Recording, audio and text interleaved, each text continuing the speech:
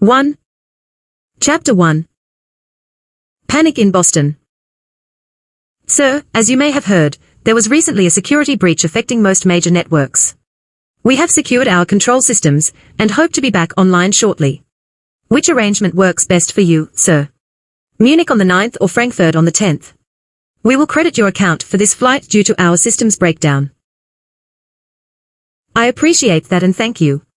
Munich will be fine. What time is the flight? Departure time is 3:12 p.m. Here is your boarding pass, sir. Enjoy your flight, and please fly us again, at airlingus.com. Bob grabs a cappuccino for his wait at the gate. Bob was one of those guys that wore his emotions on his forehead. He had a tough time hiding the fact that he was deathly afraid of flying. A fear not so much akin to the same horrors that many other flyers feel when they envision themselves in a free-fall descent into the ocean or downward spiraling interface with the side of a mountain. It was more like that feeling you get when you are being set into a precisely calculated to receive its maximum number of contents, as humanly possible, as in a neatly packed can of sardines. 2. When Bob was 7, he got himself stuck in the dryer looking for his sneakers after school one day. He had climbed in, closing the door, and could not get out. You know, one of those kiddie sticky fly traps from the 50s and 60s. They finally tossed them all in the landfills, good riddance. His older brother did save his life, fortunately, setting him free after 2 hours of living hell. Anyways, he does not like confined spaces, kind of a claustrophobe you might call him. He never seems to forget to pack his Bose sound reduction, hi-fi stereo wireless headphones for a flight. This time, however, he packed them in his check-in instead of his carry-on. He was just now realizing what he had done. This spiritually debilitating, emotionally crippling real-time horror show was not going to ruin his flight, so he told himself. He briskly scans the terminal looking to see if anyone, who was wearing headphones, may be wanting to sell in a consensual agro-style free trade transaction for an even exchange of value, whereas Bob would become the recipient of said headphones. All he needed was to approach one of these fine travelers, and with just one look they would surely see that he was clearly a victim of claustrophobic paranoia, and only required just this one simple transaction, which would facilitate the proper amount of sedation and pacification, enabling him to remain cool, calm, collected, and not kill any other passengers during this 8-hour direct no layovers flight to Barcelona. 3. Bob began to sink into his own shadow, cringing as he played out this horrific scene in his head. It had already happened once before on his trip to Mexico City. He remembers the incident clearly, remanifesting it into his mind's eye, like a cameo theater projector man setting the reels in motion.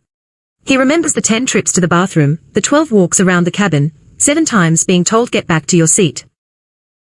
The empathic identification he felt not unlike that of a Siberian tiger endlessly pacing, searching for an escape route, a chink in the armor, relief from an unforgiving and merciless enslavement that only his Bose sound reduction hi-fi stereo wireless headphones could remedy.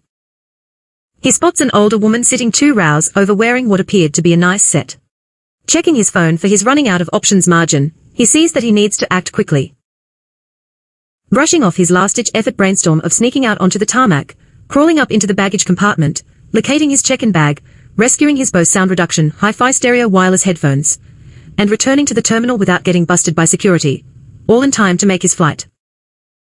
Excuse me, I know this is a huge request, but I was hoping to buy your headphones at whatever price you ask, say $300 or so, in cash or Bitcoin, if you are willing to part with them. You have no idea how important this is for me, Bob pleading. 4. You see, I left my headphones in my check-in bag by mistake. I suffer from claustrophobic episodes, and long flights make me very uneasy, making the other passengers around me very uneasy as well. All I need is a good pair of headphones that will be okay for this 8-hour non-stop flight to Barcelona. No, thanks, said the woman as she sat unmoving and coldly oblivious to Bob's dire situation, callously ignoring the fact that his ability to remain on this side of socially accepted civil behavior had become severely compromised. $500. No, I'm sorry. $600. No sir, sorry. Flight 369 to Barcelona is now boarding, alerts the flight announcer PA lady. 1,000, last offer. Please You've got a deal, young man. I'll take hundreds. Bob peels off 10 C notes and hands them over this hideous imposter. What originally appeared to be a nice little old lady proved to be nothing more than a greedy opportunist. He grabs the headphones away from her. She ain't no lady. He turns away and heads towards his gate. His adrenaline output was a little over the daily recommended dosage, visibly unsettled as he approaches the gate check-in clerk, and hands her his boarding pass and license. 5. Good afternoon. Is everything okay, Mr. Dyer? Yes, I'm fine. I just had a little, nothing, I'm sorry. Fine, thank you. Are you sure, Mr. Dyer? Bob nods up and down. Mr. Dyer, enjoy your flight. My cousin Ricky Reese is the pilot today, he offers up to the clerk, like a little kid trying to change the subject after getting caught misbehaving. Glad to hear that. Captain Reese is a wonderful pilot, one of our finest. Enjoy your flight, sir. As he makes his way through the terminal connector tube hanging his head. Mr. Dyer, he turns to see the ticket lady passing him his. You dropped your headphones. Enjoy your flight, sir. Feeling like a complete buffoon now, he makes his way to his seat. Great, a window.